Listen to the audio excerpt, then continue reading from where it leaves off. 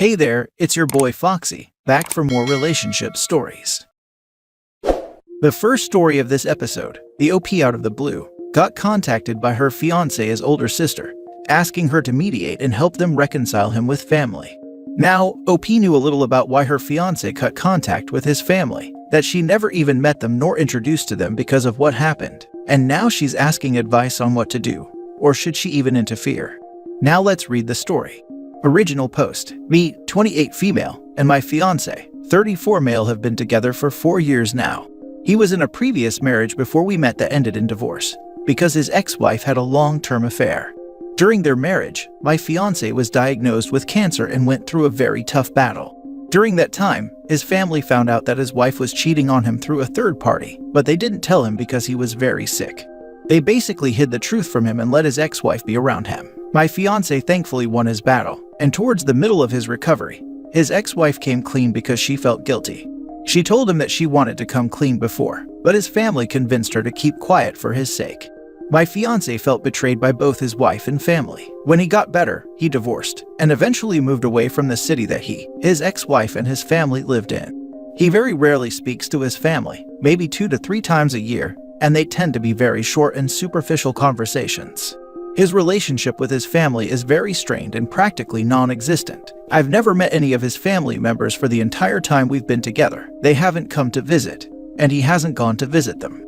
Today, I received a message on Facebook from what seems to be his older sister. I have no idea how she found me, but she seems to know about my fiancé and I being engaged. Long message short, she asked if I could help reunite my fiancé and his family. She talked about them maybe flying to our city and asked if I could somehow get my fiancé to meet them. I haven't responded to her. I don't know if I should. She explained why they didn't tell him about his cheating wife. According to her, they didn't want to bring any more suffering and pain, which I somehow get. I'm not saying that I agree with what they did or would do something like that. But I also very much get and respect how my fiancé feels. Even before the whole cheating thing, my fiancé said he's had other problems with his family in the past. It seems he's always had a difficult relationship with his family. Basically, I wanted to ask, what do you guys think I need to do? Do I try to help them or do I just ignore his sister's message? I think that sometimes in life we might need others to encourage us into doing something we don't want to because it could ultimately benefit us further down the road. But at the same time, we shouldn't push or force people into doing just anything. Edit: I'm going to tell him about the message regardless. He's coming home later this evening and that's when I'll tell him. I just wanted to beforehand get advice on whether I should encourage him to reconsider the situation if he initially says he doesn't want to do it, or should I not say anything if he says no and drop it forever. Now for the top advice before reading the update. You talk to your fiancé first and let him decide what he wants to do with his family situation. Edit: responding to your edit, I would not try to encourage him to reconnect. His family is still going behind his back to manipulate him. This time they are using you. This is the right answer. My ex's family is super toxic and manipulative. I've never wanted them around my kids, but I had no say when they were with their dad. So over the years, they've had a half-dozen interactions, and all of them were memorable for the kids and not in a good way.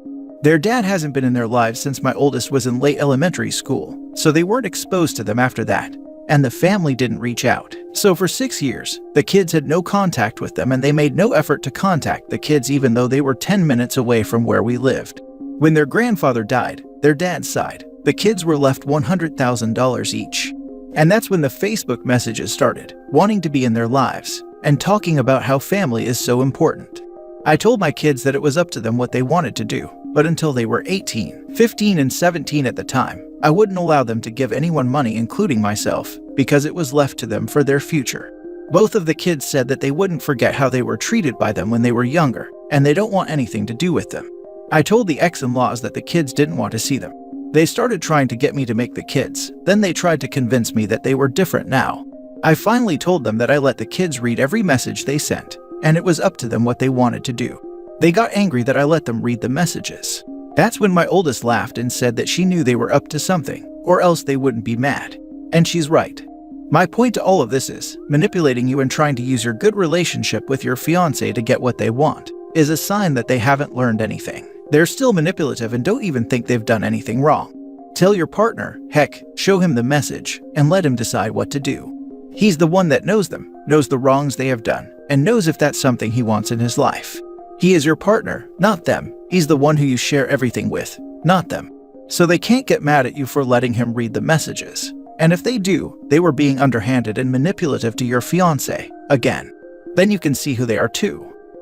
Let him decide how to handle it. I haven't spoken to my mother in over 20 years, and I would be livid if my husband tried to convince me to reconsider that, and doubly so if I found out that the reason was because she wanted him to. Yes, I had to shut down a friend very firmly because she thought I should forgive my brother and reach out to him. He stole thousands from my kids and his own, cheated on his wife for years, and I don't want any contact with him. She says, but he's family. Not after what he did. No, he doesn't deserve a family if that's how he treats the most vulnerable family members. If it were me, I'd show him the message right away and ask him how he would like for you to respond. After all, it's his family. Plus, he is already upset about people keeping information from him, so don't keep this from him. Considering his past trauma, you probably want to err on the side of disclosure. Edit, I just have to add, his family ought to know better. Sneaking behind his back and lying is the exact thing he's mad about. And now they are doing it with you, trying to manipulate him through you. There's probably a good reason he's low contact with them. They have no problem just going behind his back. I will definitely show him the message and let him know when he gets home later. From what I could understand, it seems like his family want to sort of ambush him because they feel like he will shut down if he knows about it, which is a strong possibility. But I do not agree with ambushing people. Whatever I do, he will know. I guess I'm just unsure on whether I should encourage him to go through with it if he initially refuses, or whether I should just drop it. And now for the update. Thanks for all the advice. I really appreciate it. I showed my fiancé the message, which is something I always was going to do. He wasn't home when I received it and I was just waiting for him to get home. He read it, and we ended up having a long conversation after that. He told me more about his relationship with his family members. I already knew since a long time ago that his parents passed away when he was young, which made his upbringing hard. As an adult, he became the most accomplished member of his family, and kind of took care and helped his siblings. I knew that they took advantage of him numerous times, and he told me a few stories in the past, but he ended up telling me other ones that made me thankful we don't have to include them in our lives. My fiancé ended up responding to her from my account, and signed the message with his name. His sister replied with a very long message, followed by an audio recording accusing me of trying to keep him away from them, and calling me a selfish gold-digging witch. My fiancé and I listened to her audio together, and he wanted to respond to her, but I convinced him that it wasn't worth it, and that she probably wanted a reaction. I guess it's safe to say I'm never meeting his family, or at least his older sister. Anyway, thanks again for the help. Yeah, so if I was the sister, I'd definitely not call OP a selfish gold-digging witch. But she's probably projecting how they treated OP's husband. It definitely took me by surprise because I haven't even said a single word to her. The only message that was sent to her was my fiancé's, and he signed it off with his name. Yeah, she definitely doesn't see the error of her own ways, and thinks it's impossible to think that such a horrible idea as I'm the reason my own brother doesn't want to interact with his family, and will hold on to the idea that's it's who's in his ear. Disgusting behavior, and I hope you don't take anything to heart. Wishing you both the best. The silver lining is that it sounds like you two handled the situation in a way that brought you closer together. You both were able to share feelings, communicate, and get through a difficult time together. That bodes well for your marriage. Why even bother reaching out in the first place if you're just going to go on the offensive? I guess I'm just missing the point, because from his sister's reaction, she had no intention of ever fixing anything between her and her brother. Yes, she wasn't reaching out to apologize, make amends, and mend the relationship. She was reaching out to see if he was over it yet, and things could go back to normal. He's wealthy and had a battle with cancer, and she called the wife a gold digger. Sounds like projection to me, and the sister probably only wants his money. Last story. My 35 female parents, 74 male and 72 female, want me to financially support them, when they've only financially supported my brother 37 male. A little backstory that may help you understand the issue. My younger sister and I are on the spectrum and have a poor relationship with our parents, who always got really frustrated with us when we were little because of sensory issues. Even to the point of being cruel, like throwing us in ice-cold river water while we were screaming and begging them not to do it, just so we would get over it. There are still some hurt feelings on all sides about our childhood. My older brother, on the other hand, is not autistic, and has always had a much better relationship with our parents. They understand him. He is married with 2 young daughters and makes an average income. My sister and I are unmarried without kids, and I make an above-average income while she makes average. The issue itself.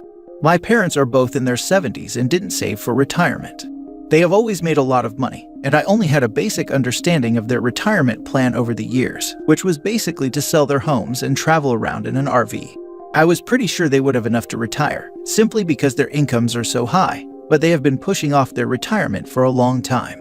And now the homes have been sold, and my parents have realized that they do not have anywhere near enough money for the next 20+ years. They are pretty healthy, and have asked me and my sister to help financially support them since we are financially stable and don't have kids. They gave us each a number of what they need each month, and mine is much higher. It's an amount that would affect my own ability to invest for my future.